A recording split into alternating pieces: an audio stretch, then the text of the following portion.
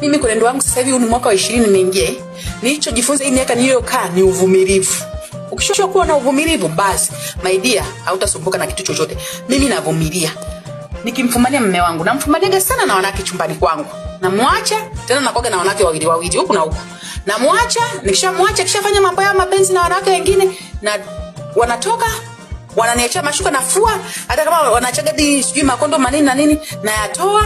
Kama mwingine alisahau naifua, namwambia baba Yvonne, yule mwenyewe uliokuja naye juzi, yule mwanamke mmoja anaichukua napeleka.